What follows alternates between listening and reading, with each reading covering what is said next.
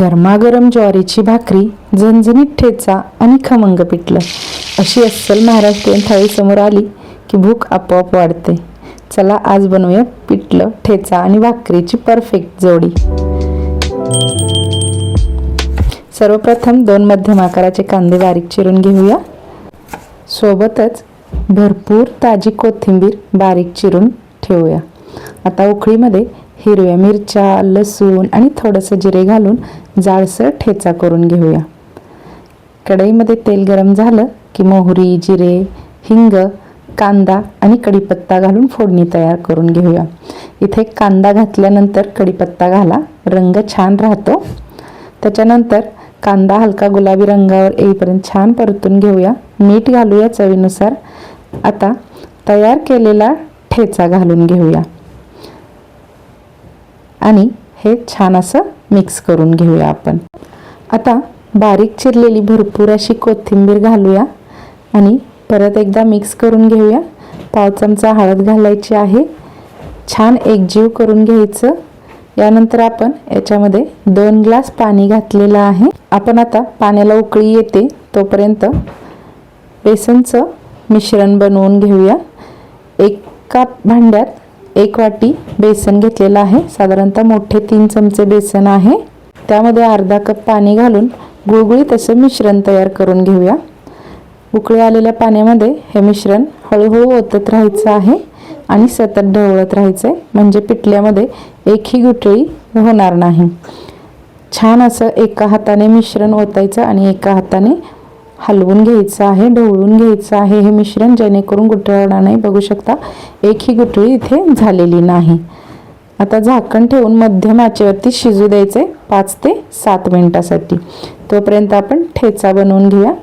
10 ते 15 हिरव्या मिरच्या कट करून घेतलेत.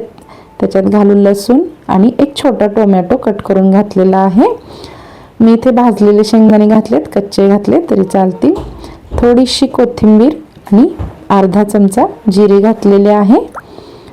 जिरे घालून आपण छान एकत्र करायचे सगळं. हे तेल घातलेलं आहे मी आणि त्याच्यानंतर आपण हे सगळं एकजीव करून मीठ घालून झाकून ठेवायचं आहे 5 मिनिटासाठी, जेणेकरून आपला ठेचा हा मऊ होईल आणि छान असा आपल्याला ठेचता येईल, बारीक करता येईल झाकून ठेवल्यानंतर. इथे पिठलं झालंय का बघूयात आपण. तर इथे छान असं पिठलं शिजलेलं आहे. वर हलकी साय आणि सुंदर चकाकी दिसू लागली की समजायचं पिठलं तयार आहे.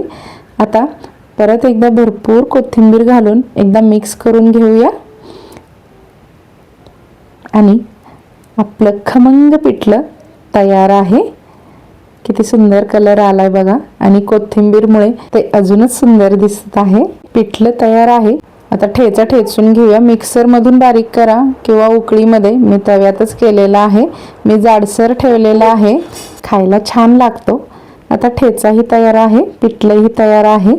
आता करूयात आपण ज्वारीची भाकरी. तर भाकरीसाठी पीठ घेतलेलं आहे, छान मळून घ्यायचं.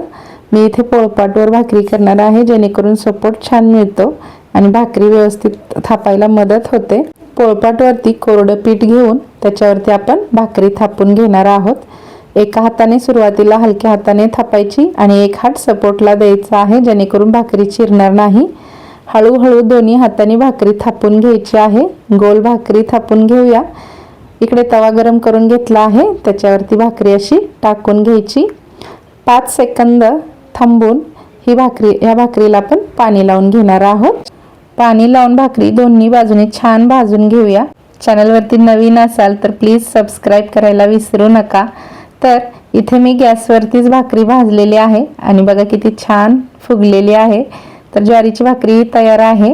तर तयार आहे खमंग पिठलं, झणझणीत टोमॅटो मिरचीचा ठेचा, गरमागरम ज्वारीची भाकरी सोबत कांदा आणि भात. ही रेसिपी नक्की करून बघा आणि कशी वाटली ते कमेंटमध्ये सांगा. व्हिडिओला लाईक करा, शेअर करा, सबस्क्राईब करायला विसरू नका.